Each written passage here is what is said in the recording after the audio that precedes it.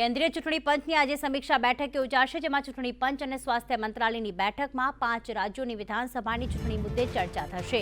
બેઠકમાં કોવિડની સ્થિતિને લઈને પણ માહિતી મેળવાશે। બેઠક બાદ ચૂંટણી પંચની ટીમ રાજ્યોની મુલાકાતે જશે।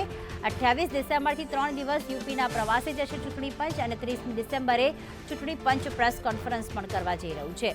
ગોવા પંજાબ વિધાનસભાનો કાર્યકાળ માર્ચમાં પૂરો થશે, તો ઉત્તરાખંડ મણિપુર અને વિધાનસભાનો કાર્યકાળ પણ માર્ચમાં જ પૂરો થશે, જ્યારે यूपी विधानसभाનો કાર્યકાળ આગામી મે મહિનામાં પૂર્ણ થશે। અગાઉ અલ્હાબાદ હાઈકોર્ટે પીએમ અને ચૂંટણી પંચને અપીલ કરી હતી કે ચૂંટણી રદ કરવામાં આવે। ત્યારબાદ આ બેઠક ખૂબ મહત્વની।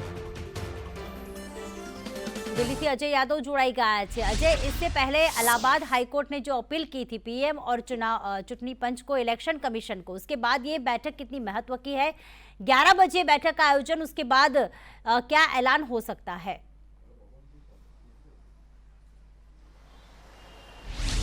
देखिए, निश्चित तौर पे 5 राज्यों में विधानसभा चुनाव होने वाले हैं और इस विधानसभा चुनाव में जो रैलियों में भीड़ जुट रही है उसको लेकर के तमाम सारे सवाल उठ रहे हैं। और खास करके इलाहाबाद हाईकोर्ट की तरफ से भी टिप्पणी की गई थी, जिसमें यह कहा गया था कि जिस तरह से ओमिक्रॉन और खास करके कोरोना के मामले बढ़ते हुए दिखाई दे रहे हैं और जैसा कि एक्सपर्ट की तरफ से कहा जा रहा है कि आने वाले 6 से 8 हफ्ते में भारत में जो कोरोना है वो पीक पे होगा, तो ऐसे में जो चुनाव है उस प्रक्रिया को फिलहाल टाल देना चाहिए। इलाहाबाद हाईकोर्ट की तरफ से प्रधानमंत्री नरेंद्र मोदी से अपील की गई थी और खास करके उस दिन अपील की गई थी जब प्रधानमंत्री नरेंद्र मोदी कोरोना पर समीक्षा बैठक कर रहे थे।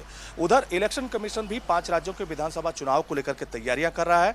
खास करके 3 राज्य जिसमें उत्तराखंड, पंजाब और गोवा का दौरा कर चुका है कि किस तरह से यहाँ पे चुनाव की तैयारियां करानी है, जबकि इन तीनों राज्यों का जो कार्यकाल है वो मार्च में खत्म हो रहा है। इसी तरह से मणिपुर में भी विधानसभा चुनाव होना है, वहां का भी जो कार्यकाल है मार्च में खत्म हो रहा है, लेकिन उत्तर प्रदेश का जो कार्यकाल है वो मई में खत्म हो रहा है, यानी मई से पहले उत्तर प्रदेश का विधानसभा चुनाव जरूरी है। और इसी तरह से 4 राज्य जिसमें उत्तराखंड, गोवा, पंजाब और मणिपुर जो है, इसका मार्च से पहले इलेक्शन होना जरूरी है और इसी को लेकर के इलेक्शन कमीशन तमाम सारी तैयारियां कर रहे हैं। लेकिन इस बीच केंद्र सरकार की तरफ से तमाम सारे राज्यों को एडवाइजरी जारी की जा रही है और कहा जा रहा है कि किस तरह से पब्लिक गैदरिंग को रोका जाए।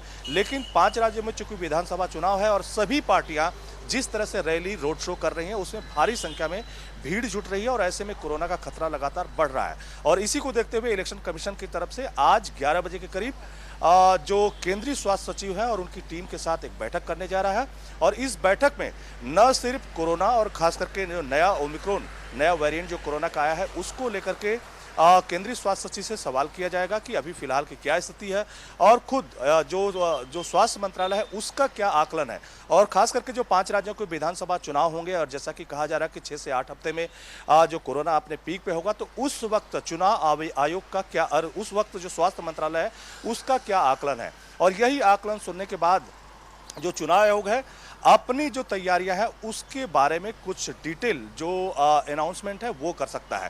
हालांकि चुनाव आयोग की तरफ से 28 तारीख को यानी कल से यूपी के 3 दिनों का जो दौरा करने वाले हैं, खुद मुख्य चुनाव आयुक्त के जो अगुवाई में एक टीम जाएगी, न सिर्फ अलग अलग पॉलिटिकल पार्टियों से बातचीत करेगी बल्कि आगामी विधानसभा चुनाव को लेकर के समीक्षा की जाएगी।